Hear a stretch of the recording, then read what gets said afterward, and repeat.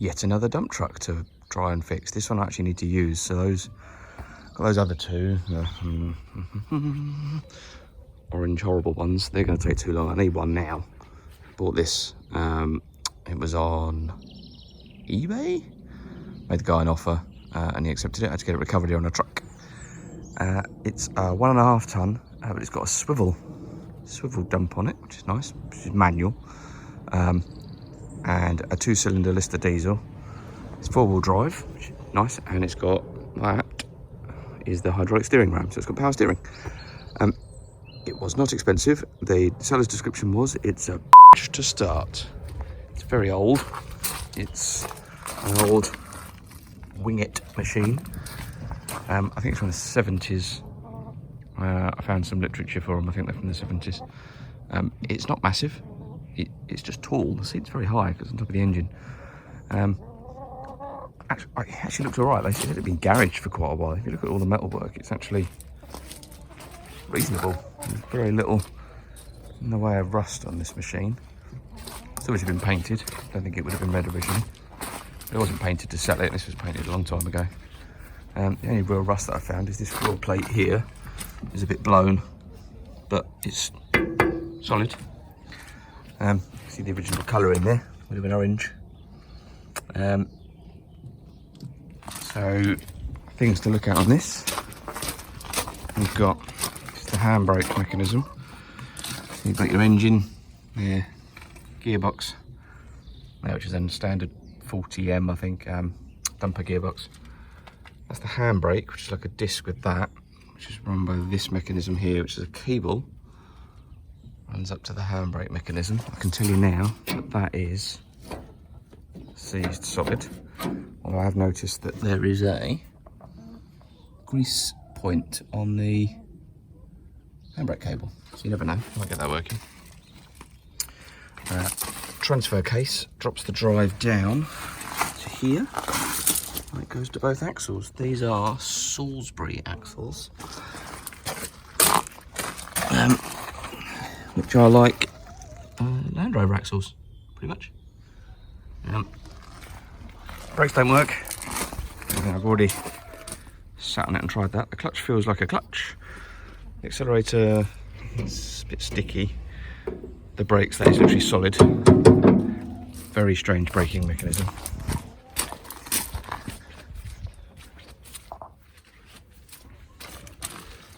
Here's the brake mechanism. So when you press down, it tries to operate this master cylinder here, which I think is seized solid. And then, weirdly, it's got rod operated hydraulic brakes. Come down and have a look. Here's one of the setups. There's this here, which I think is a slave cylinder, which appears to push on that, which will then pull that rod and that rod. And they're actually rod operated drum brakes on each axle. Oh, yeah, can't see the rods. Where are the rods? There you go. Rod operated. So the description was, it's a bitch to start, and it's not been run in a long time. Could be true. This all looks a little bit, that's the accelerator pedal, throttle pedal connection, so that definitely needs tidying up. It does look a bit like there's like baling wire, and that looks like a electrical box seal, and that's the stop cable, which is here, but that doesn't do anything because it's not. Here's a stop cable, it's just the outers come off, so that's useless. So at least I know that to stop it, you appear to pull that. Everything's a bit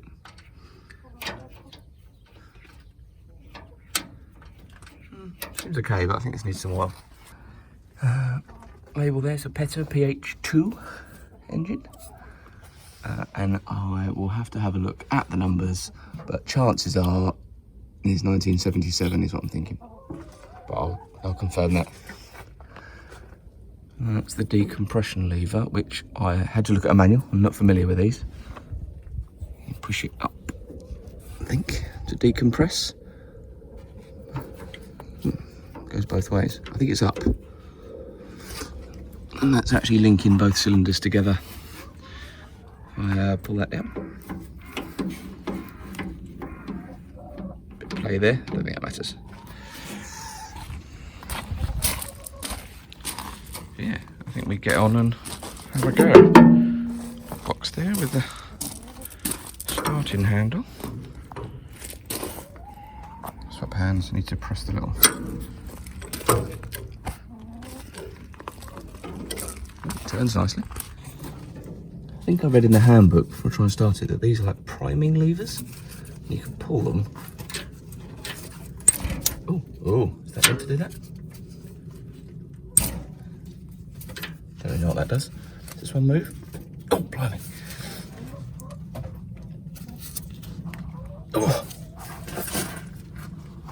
Oh, that's really sticky. What does that mean? Does that mean that the fuel pump's not working? Or is it just stuck?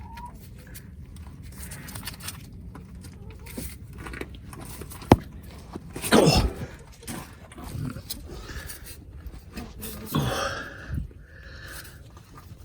Oh. Wow. Okay. And I also read on the manual that there's meant to be a red start lever. I think it's this. And it said lift it up and push the fuel rack over. Which puts it to full fuel apparently. And then I suppose when I pull the lip return, I press the accelerator.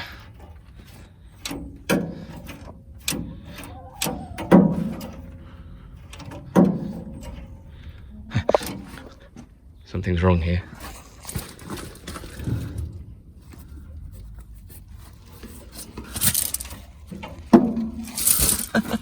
They're moving independently, look.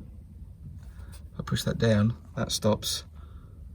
This carries on, and then I have to pull it up. Something's disconnected somewhere. Probably at that end. It's just free. Be careful of that. Okay, so that's in the start position, but what returns it? I don't understand. Oh, this is well broken, look at this.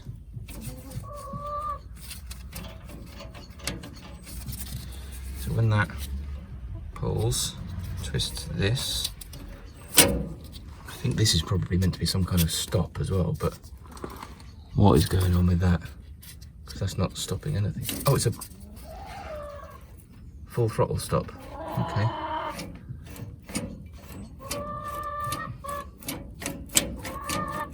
But it's not really doing anything on here, is it?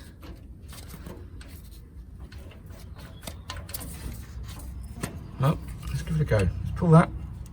We'll work out this later. My only concern is what if these are stuck open, especially that one that seems to be jammed. Take the air cleaner off.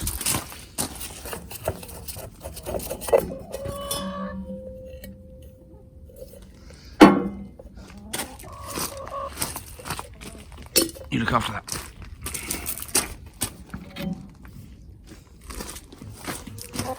Look after that as well.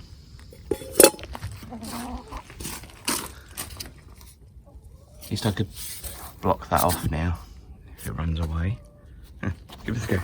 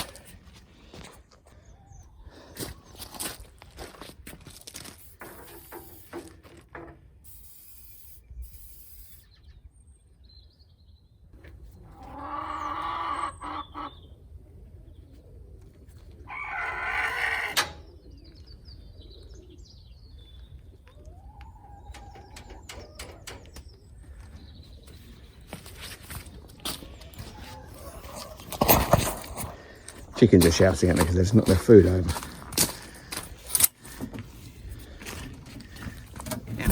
No. I'll fix it for you. There you go.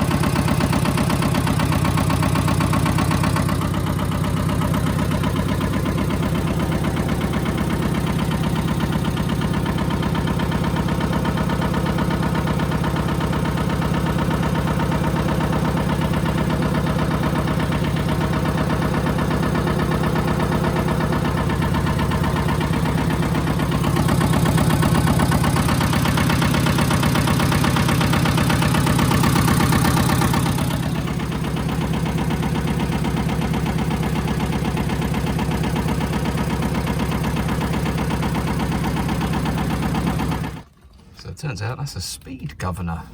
It's a mechanical linkage. It was operating the fuel rack there. I'm still not entirely sure if it's running on 2 cylinders. So this one moves. When you pull it up, it suddenly cracks, and that's the injector cracking open. This one I wiggled and wiggled and wiggled, and it moves. I can't get it to come all the way up. When I pulled it, the engine ran different. So I think it is working on 2 cylinders. Is that warm? That's warm. Is that warm? They're both warm. Right, let's see if we can grease this handbrake cable. I'll force my dirt in, wipe the grease nipple off. I've sprayed some WD-40 on the top of it, but I don't think that's going to do anything.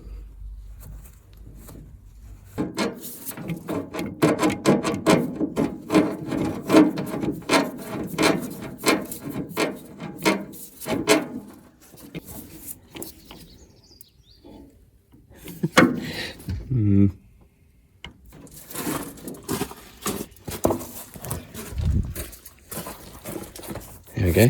So I wiggled the outer about to try and free it up. Now if I pull on that, get a little bit of movement on that. There we go. It's doing something. So I think I'll just keep working that through. Pull in there, pull in there, pull in there, pull in there until it loosens up enough to actually work. What I might have to do is disconnect it so I can get more travel on it to work the grease through. There we go. kept working that, a bit WD-40 on there. Just kept working it backwards and forwards. I took the mechanism off down here. Couldn't get that split pin out, so I took that one off. Just lifted the whole thing off the pivot. Doesn't appear to have anything to hold it on there, which I thought was odd. Feels like it should have, but maybe not. Kept working it backwards and forwards and pumping grease in, and eventually grease has started to come out the ends. So I'll keep going until I get a bit of clean grease out, and then I think we're done. There we go. Blue grease. Couldn't get it to come out the bottom because it was coming out the top too easy, so that's the best I was getting. But it works now. Down, look. Goes nicely. Look.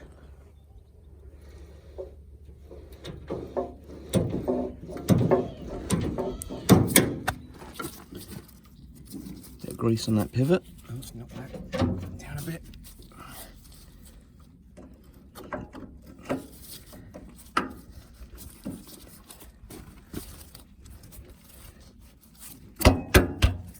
Okay. Through the mechanism. Yeah, I think we're working. Let's have a look right here. There's the shoes. There's one shoe. And as I pull the handbrake mechanism up and then down, up and down. I feel like that's going to stop it, so that'll do. So I think one of the reasons why it's hard to start, it's something I read online, is that it could be coked up because dumper engines idle all the time, so it could have loads of coke in it, like carbon build-up. It can actually increase the compression ratio, which means that as you're trying to turn it over, as soon as you hit the decompressor, it hits the compression and doesn't want to turn over past that. And the way to decoke it, apparently, which I've never tried, but I'm going to try it, is let it run, take the air filter off, and just get a spray bottle of water, and just gently spray water into it. And the steam, as it burns, as the fuel burns, it will generate steam, and it should take some of the carbon out with it and blow it out the exhaust. So I'm going to try that, see what happens.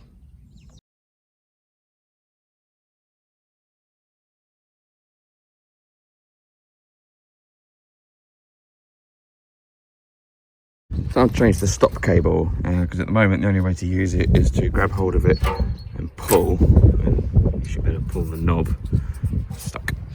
I have a new one, which I bought, a nice big red T-handled one. Quite like that. I thought it'd be easier to use, a bit safer.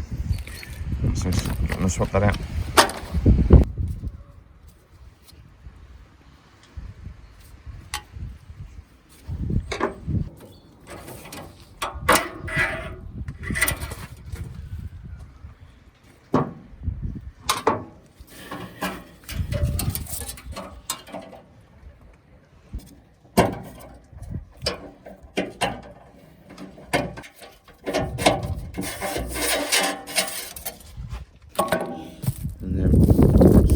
Purchase special. It's not expensive, like 15 quid. Thought that was alright.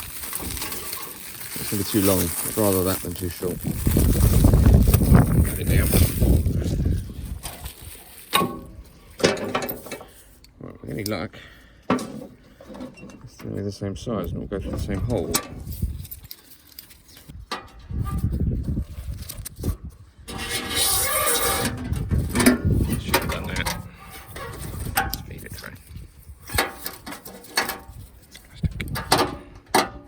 Oh, nice. Bit of luck in it.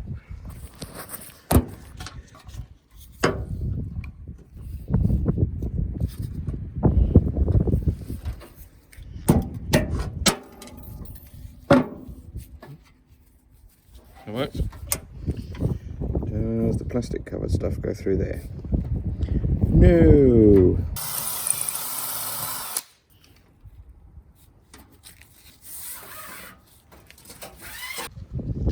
While to find an imperial sized washer that would fit nice and snugly on there. Found one. So we'll try this way now. There we go. Can't do it up too tight because that hasn't got an edge on it, like a lip on it to stop that pulling through, so it will just guillotine the cable off. That's that done.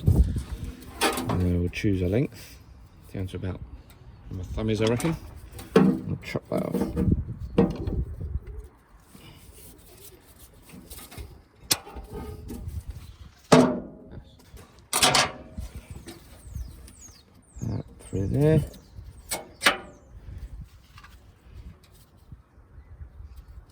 Stop it back on.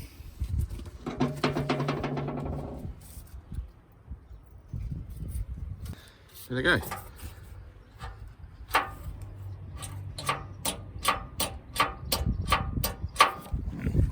sure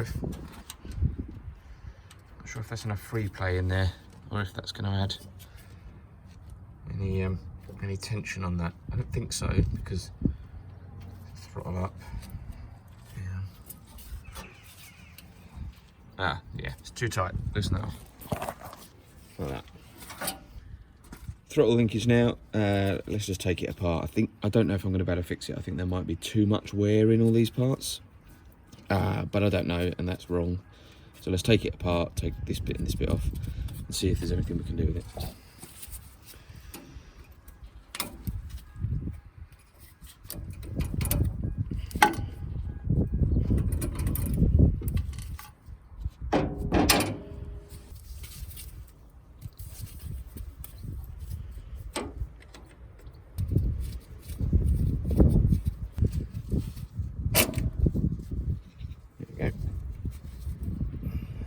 So a lot of the play of the mechanism is this,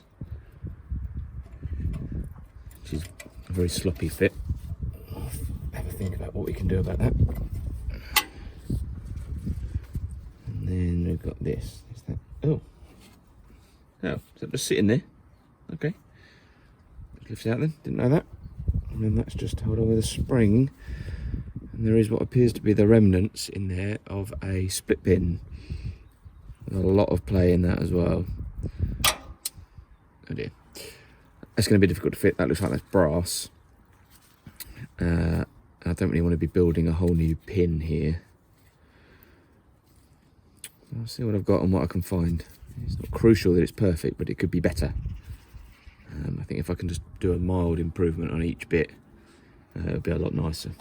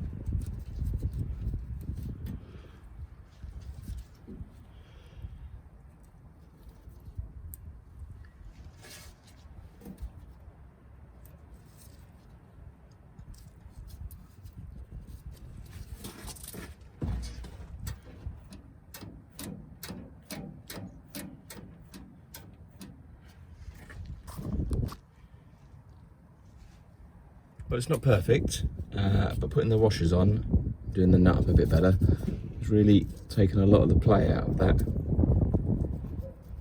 And then a bunch of washers on there and a washer on there. It's just tightened it up a bit. And then when I operate the pedal now, we get nice, even motion. So just the last lock nut to go on here, and then we're done. Right, so this is the throttle shaft. Right, so this is the throttle pedal shaft, comes through here.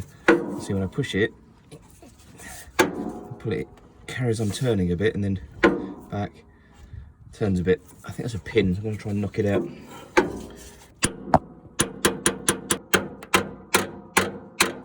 Sorry, it's a terrible camera angle. Yeah.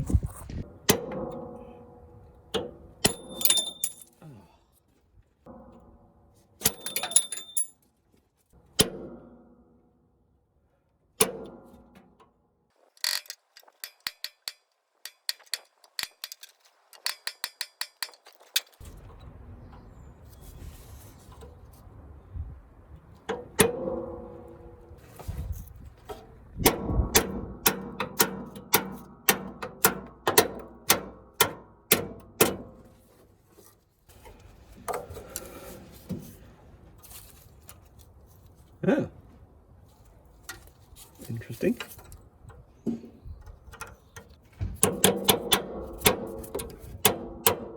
So the roll pin was broken in that, and I haven't got another one. I've gone and checked. I've gone and checked my box at the moment on the right size, but I have found, I measured it up, it's 5mm. So I've got 5mm bolt with a plain shank on it. I think putting that through there will look quite nice.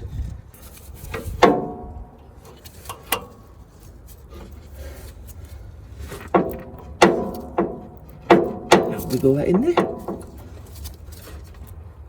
Feels right. Maybe it's not quite right. Maybe I'm going to have to run a 5mm drill through it. It's a bugger, isn't it?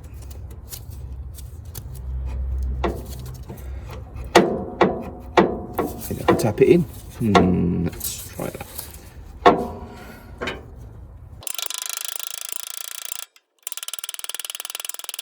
Well, at this rate, I don't think it needs a nut on it.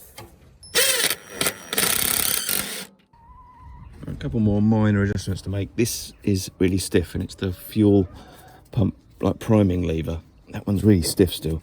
That one though, look, lovely. I think what I'm going to do is spray some penetrating fluid on, and then just work it backwards and forwards with a pole. Get a bit more leverage on it.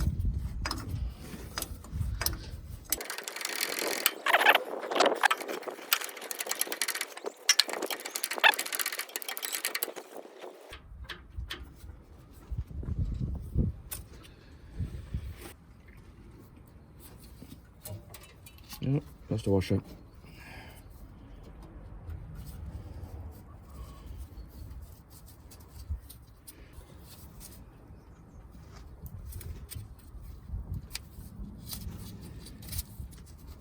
Reuse a split pin once or twice, but then eventually the legs snap off. Right, that's better. So that's now sitting on the stop, and I can adjust that down, and that takes this spring tension off of the governor arm, which means that it can close. That's closing the fuel rack more. So at the moment, when it's idling, it's just idling too high. It sounds like it's idling maybe 1,000 RPM or so, which is really loud. And you can, if you manually push this, get it to idle slower, but then it all springs back again. So it needs a bit more force from that. If you take the governor arm off there, they do kind of want to sit centrally, and it's the springs inside them, but also these rubbers pushing on things. It does need the governor arm to really set it. What I'll do is, for now, I'll adjust that in so it runs all right, and then we'll take it out once it's running. Once it's set, turn the lock nut if I can, it's a bit stiff, and lock that off there. Here's something interesting. I just turned the engine over on with the decompressors on, just to get any excess fuel out and try and vent the cylinders a bit. And I come back to this. It's still stiff, but look, it's springing back, just like this one does. I wonder if it wasn't springing back just because of the position of the cam or something. So it actually seems okay, it just needs more loosening up. So in that case, more of that. Lots of doses of that, lots more movement over time. Hopefully that will free right up.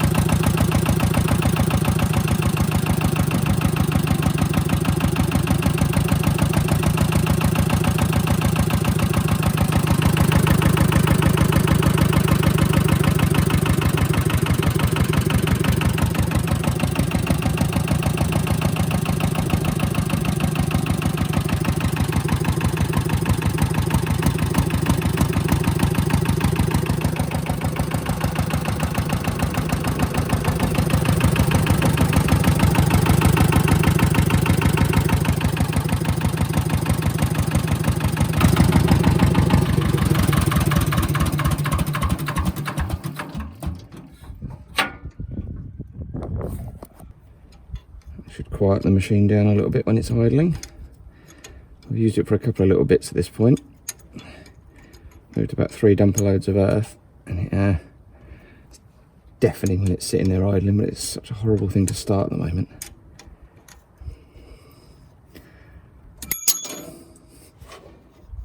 Got it. There we go. Still get full throttle, much better idle. Much better.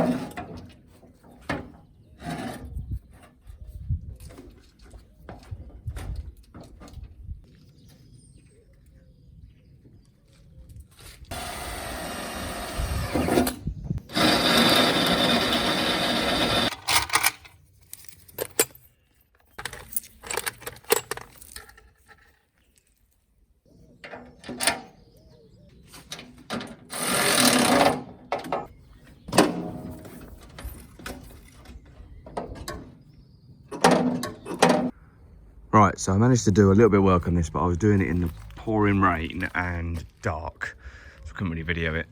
It wasn't much. I managed to undo these nuts and bolts. They actually came apart surprisingly easily. And then I can lift this up, which is the seat bit, so I can get to the top of the engine. Also to disconnect the handbrake, which was this bit. That was quite easy. The handbrake cable came off fine. That bolt came out of there, and that bolt came out of there. This bit goes in there where my finger is, and the bolt goes through it, and that's it. Unfortunately, my excitement, that it came apart. My new stop cable, I pulled it so hard it did that, and the little end thing pinged off and I've lost it. I have looked, it's not there. I don't know where it's gone. So, oh well, I'm paying the price for stupid today.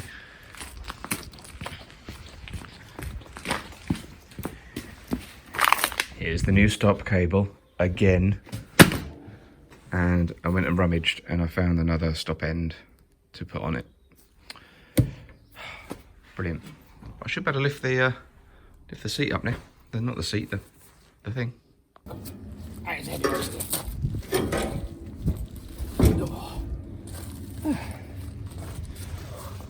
a look. Right. Now we can actually get to the top. What I want to do is take these two off, which should come off with these big nuts. Oh, ooh! I mean, that one's leaking, so that's probably because that's loose. Is this one loose? Oh, no, nice. Okay, so these should be like rocker covers, and all I want to do is adjust the valves and the decompressor lever. So I wonder if that's going to help it start a bit better.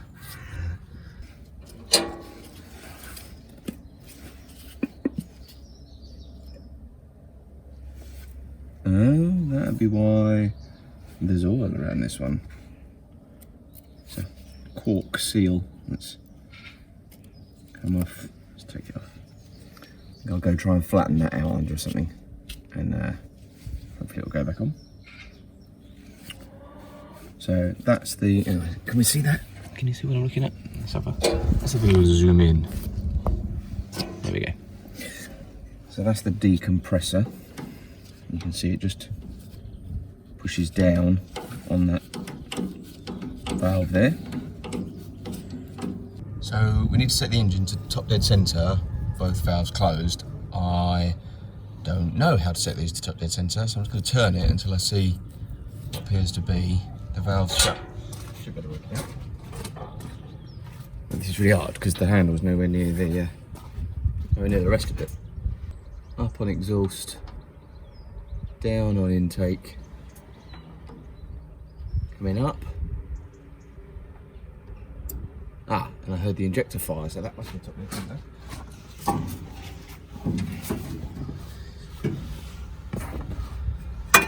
the oh. So it says that we can set this to 4th thou or 0.1 of a millimetre. So I've got a metric one, and it shows this picture of like a special feeler gauge with a stick, and it's bendy, and I don't have one, so I'm just going to have to ruin this one, which is already slightly ruined anyway. Take that off. See if we can actually get this in there. Oh, right, there we go. So that, okay, let me see if I can show you that. So that's now between, it's really hard to show you, sorry. Between the end of the valve and the end of the rocker arm. I'm trying to get you in a good position here. So what we need to do is, I can feel that there's basically nothing there. That's still floppy, even with that in there. So I've already worked out which spanners I need.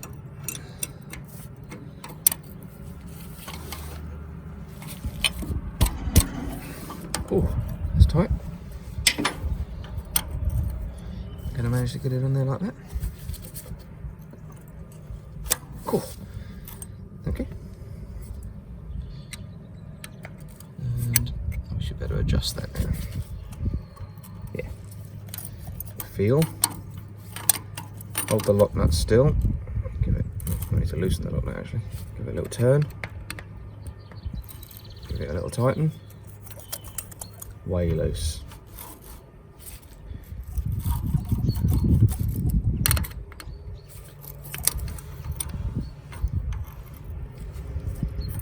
When are we even close? Oh, right, okay, so the feeler gauge just gripped as I turned that. So so what we do is we come back a bit, and then we tighten. that'll always tighten it up a bit when you do the lock nut up. So now feels like a nice sliding fit. Leaving it in there is not ideal. If you don't do this right, and when you do the lock nut up, you tighten it, you can squish your feeler gauge, and then it's not the correct thickness. I used to have an old Land Rover, and setting the tappets, the valve clearance on them was like a monthly activity.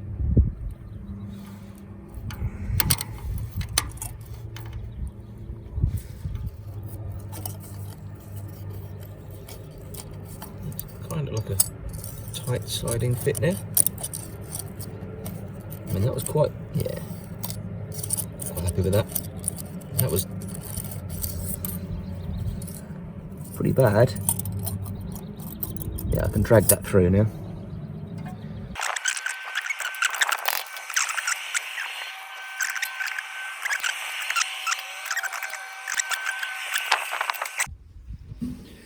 So a couple of seconds for you and a whole day for me and a lot of rain, and I'm back.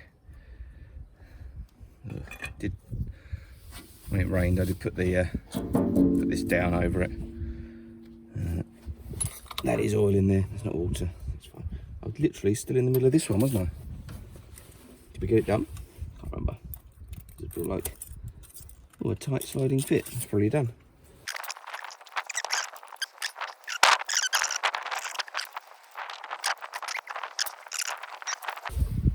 So like a car, normally old cars have like a range on them, and they'll say that they need to be between this and this. So for example, if it said like 10 to 20 thou, you use a 15, you set it with a 15, and then you should have a loose fit on the 10, and the 20 shouldn't go, and actually you know you're right. When it just has one figure,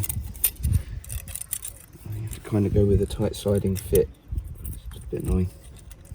I'm sure there is a range that they had in mind. They didn't put it in the manual.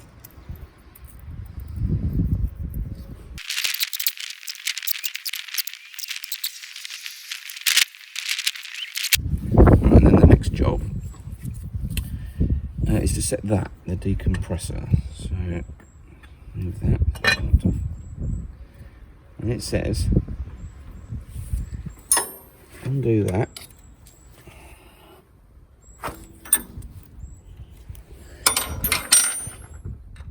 Do that.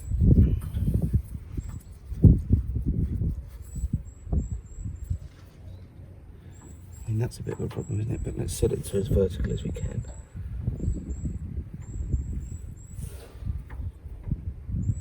Like that. It says turn it until it touches.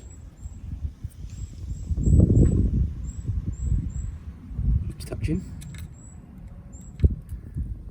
Just touching, and then do half a turn.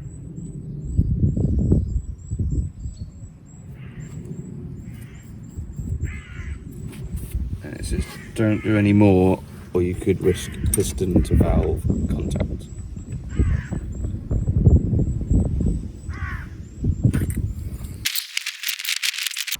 Oh, well, that might explain a lot. So this side, when I operate it, isn't actually touching the valve. Oh, although it could be. No, it's loose. It's not. I suppose it's not a top dead centre on that one necessarily, so I'll have a look at that in a sec. So let's do the same then. Let's turn this one, turn the engine. The decompressor's not doing anything. I mean, this might explain why it's been hard to start. We're going to want to take that off. I'm going to want to slacken it and just get it out of our way for a moment. We're going to want to adjust our valves again. There's so much play there, and that's not 0.1 of a millimetre,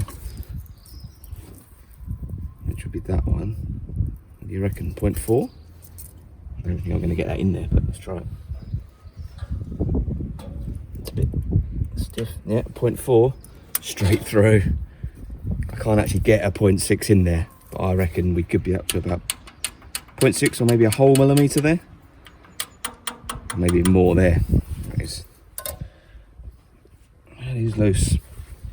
only assume this has never been adjusted, or hasn't been adjusted for a long time.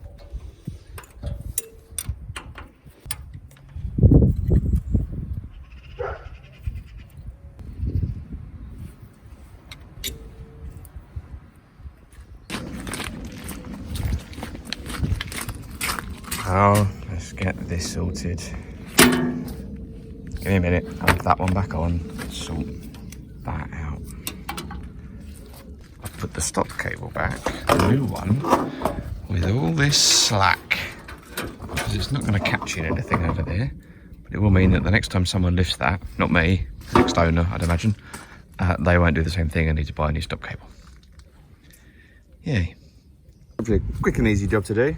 Oh, I've lost it. Okay, that's the air filter cover, and it goes on there. The plastic nut that has blown off in this horrendous wind, here it is, has got a strip thread, so you can't tighten it down. I've just noticed that actually, that's like a bolt. It's not a bolt. It doesn't have a head on it. Hopefully I can unscrew that and put a metric fitting in, and just put a wing nut on it. So I'll have a go at that.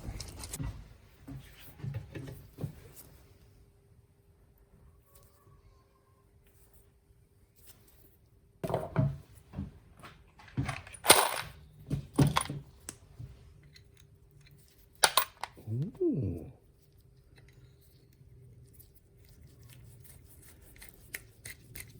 Finally found a use for it.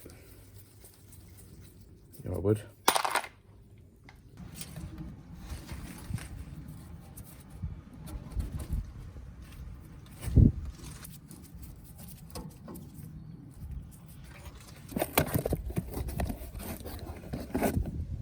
So here's the old filter. There's the new one. So actually, just a bit naff. I mean, it's probably the right one, centered using the air filter thing. It will work, but you know.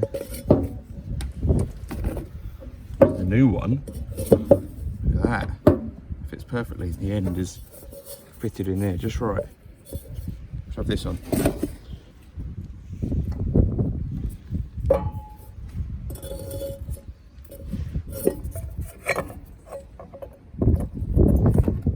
Much more positive. Right, and then so I cut an M6 thread on that because I couldn't get it out. Turns out I think it was welded. I had this sitting in my box of wing nuts for ages, this M6 thing. Oh, look at that. I can feel that squashing the rubber down nicely, and it's got a brass insert as well, so that won't fail again. Look at that from the side. Much better. That is a massive improvement. You can still buy these, and they just screw on there, but they're about 30 or 35 quid. I didn't want to buy another one. It seemed pointless to fix that.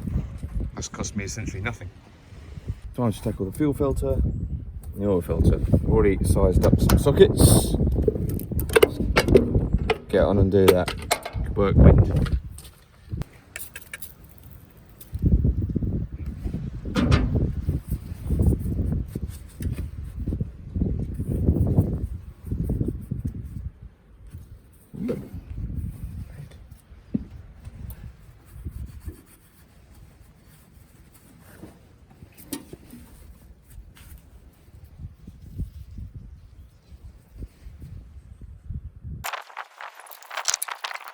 All the way off. I'm going to try and get that and yank it straight into there.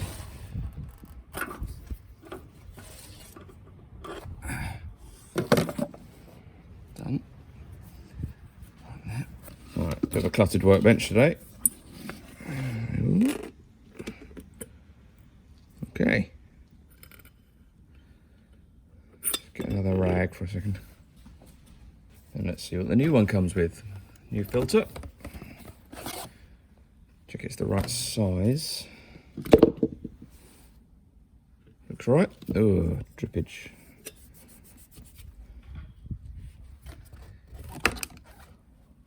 Okay. So all the new ones come with is the rubber seal for the can. So I'm not going to open any of this up. I'm not going to change anything. I'm not going to mess with it. I'm just going to put it back. So I'm going to pick this out of the the filter housing. I'm going to reassemble. Let's go and do that now. Ooh. Deal with this first. I'm going to need this in a minute. So this can go into the oil drainer.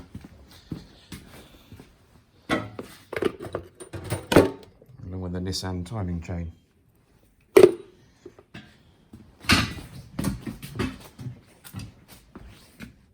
And sort this out first. There should be a rubber seal in there. Yeah. Ah, that's damaged. Oh. It's gone like plastic. Okay. If I get crud on there, can I wash it off? Yes, because there is something at the top. Well, aluminium corrosion holding the rubber seal in.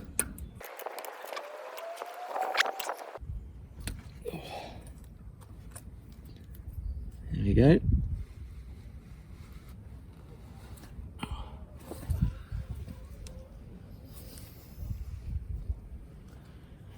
Rubbish. Literally rubbish. What's that like in there now? That looks alright. And I had a look, it looks like all the bits are just going to fall onto that, but they're not going to go inside. So I can now rinse that.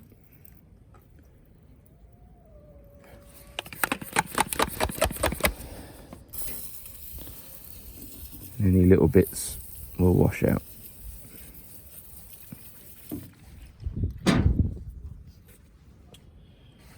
Now we have a new seal to go in that little tiny gap. I have to say, it doesn't seem like it's going to fit.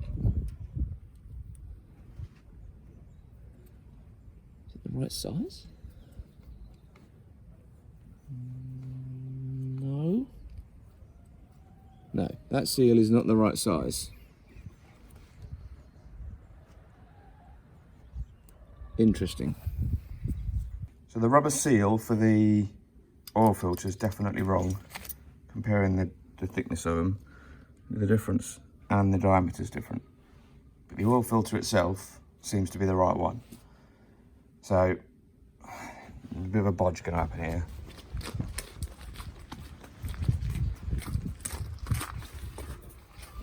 Got an O-ring off an old VW 1.9 diesel oil filter. It's a bit too big, but I've checked I can squish it into the gap. My plan is put some silicone at the top, a big blob of silicone, like proper automotive sealant stuff, silicone. Put a big blob, cut this, push it into it, push it round. When I get to the top, cut it again and push it in. Silicone will seal the gap, and then we'll do it up. As long as it doesn't leak, we'll quit in. Let's get some glue.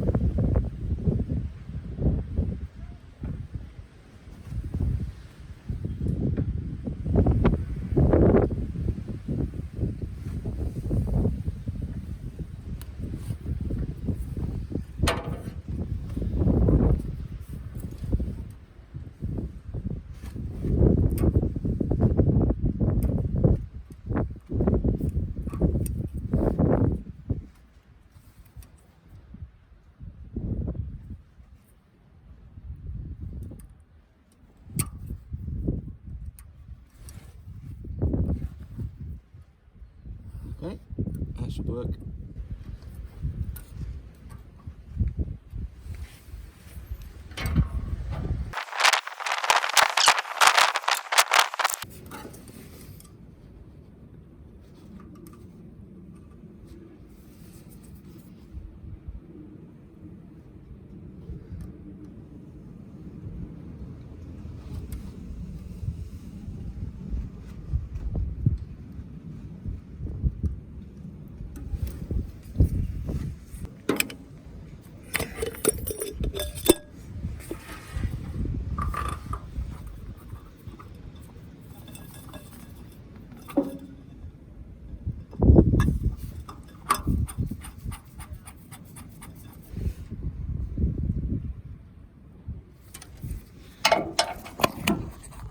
Then you can see as I did that up, I zoom in, might get a bit fuzzy.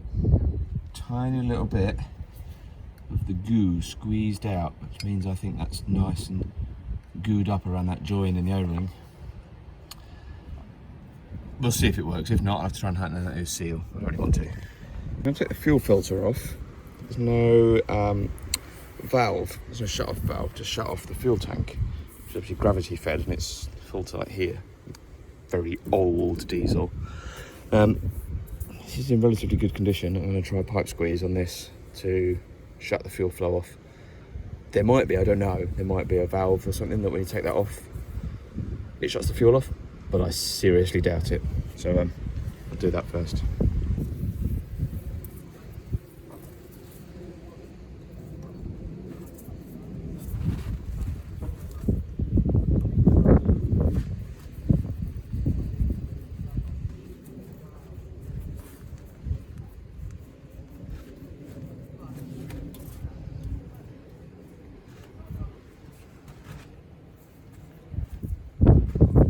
Give that a go. It was loose. It's not leaking, so who cares? But it's not tight at all. Oh, look at the colour of that. I mean, there is possibly something to be said for letting this drain off. Drain the tank out at the same time, put fresh fuel in it. Let it go.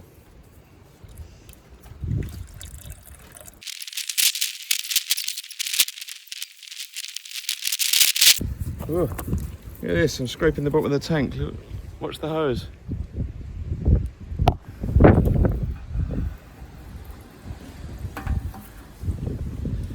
Keeps going completely.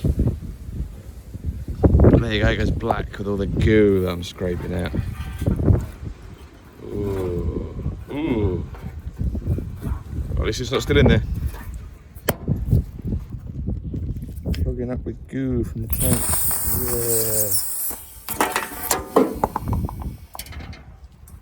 There goes the fuel cap.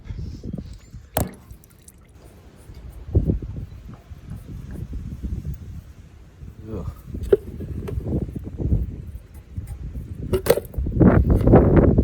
So I'm an idiot. Oh, I thought I'd recorded taking this apart, and I haven't.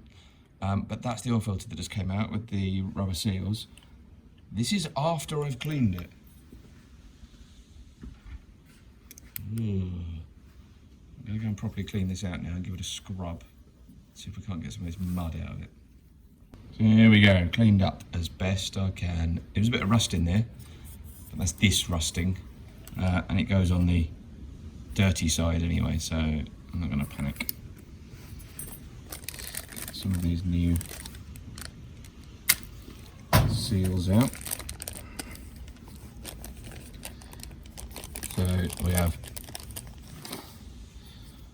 one O-ring goes on down the bottom.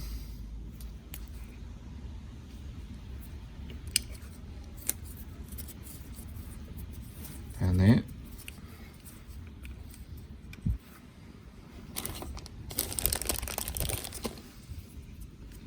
That then went through. So that O-ring seals the outside. And then there was another one that went on the inside.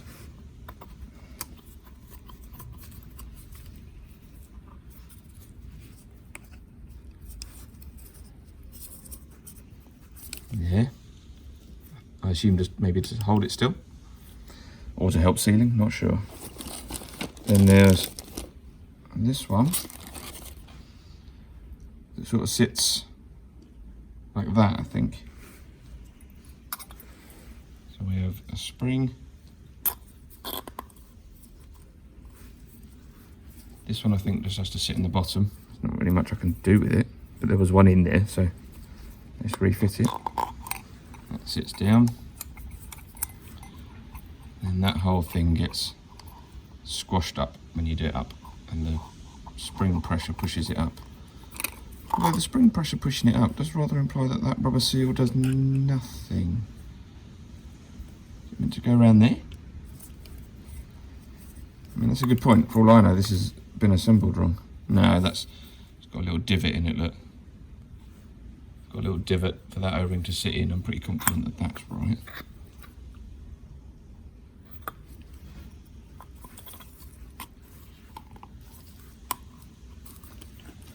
I mean, that can't have been doing anything. Maybe they come as a kit and someone's just shoved it in there, because that is going to be pressed up. Is that meant to go at the top? Ah, let's go check the housing. So fuel filter assembly. I had to check the manual for this because it was assembled wrong. So O-ring on there, up and seals against that. We put the spring in that I have cleaned.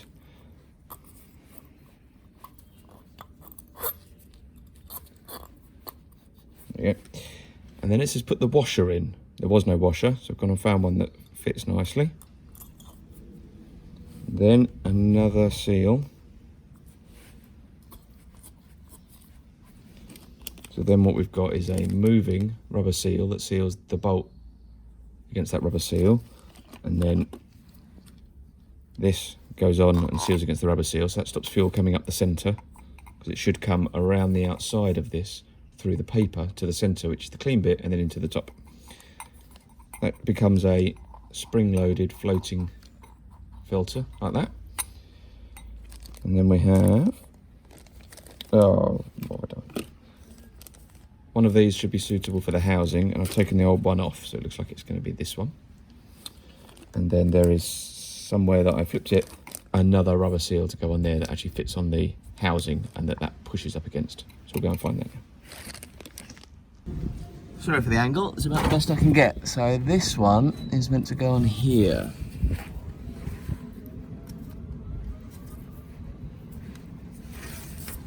Apparently. Yeah, it looks right. Let's give that a little... yeah, that does look right.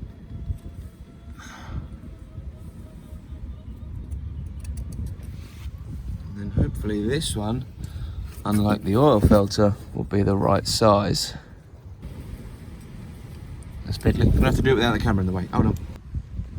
So I'm going to wash this crappy fuel out the bottom there. I was pouring some fresh fuel in with no fuel filter on. We'll just wash any bits through, and I'm going to check it flows properly, because I'm worried that I've disturbed so much rusty scunge in the tank that's going to block the pickup. But it is above the bottom, which I think is by design, so we'll see.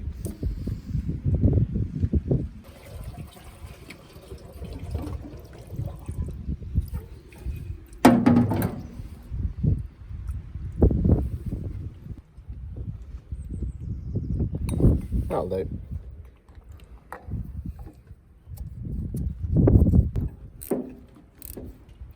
Right. I'm going to put a load more fuel in, and then open those little valves there, bleed the fuel through, see if we've got any leaks.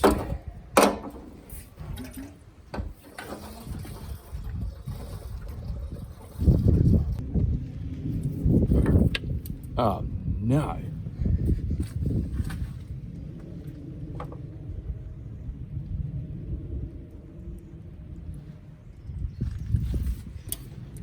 Brilliant. Now I've got to find the screw on the floor.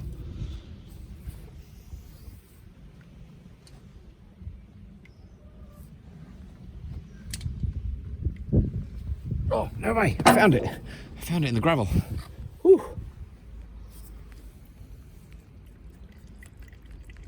There we go. Whew. That was going to be a nightmare.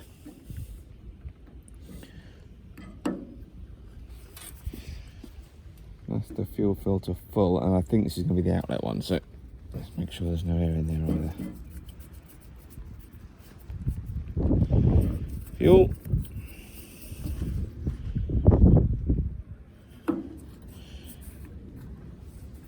What's that in the sky? It's the sun. It'll be gone in a minute. I'm going to do an oil change on this. I haven't got the new oil yet, but I can get rid of the old stuff. The drain on this I found is right at the front, between the engine and the gearbox, and it's going to go everywhere. But these are a nice simple engine. They're square at the bottom, so I'm just going to suck it out through that hole. Let's get that going. Should go beyond that. Yeah, fine.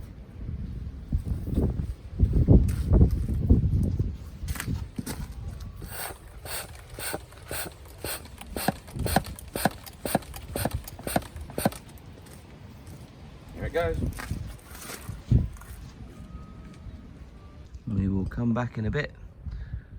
That's the diesel out the tank. I can't remember how much this engine holds, but we're going to get 1, 2, 3.5 litres come out before that stops. So we'll see how we do after that. That's nearly full. Let's tip it out and let it carry on. 6.5 litres of tractor rolling.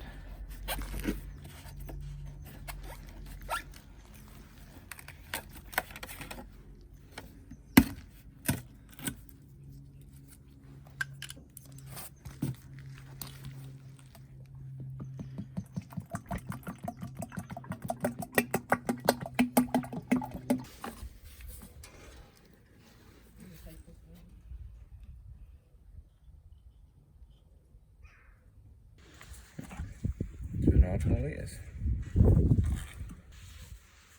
I'll turn it over. 6.5 litres with the oil filter filled now. Let's check. Yeah, just at the maximum.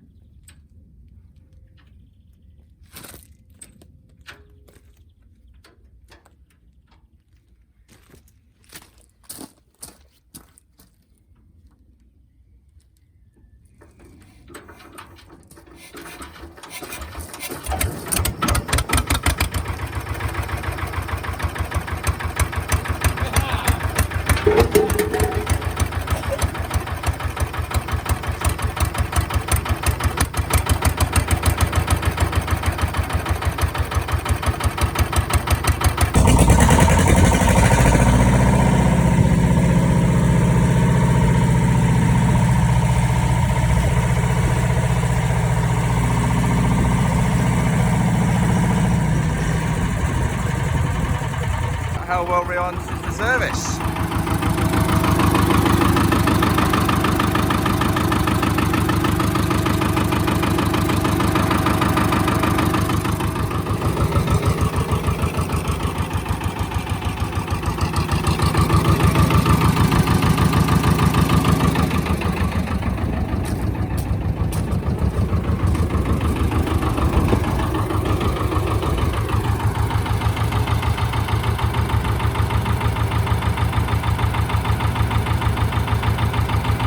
Running nice.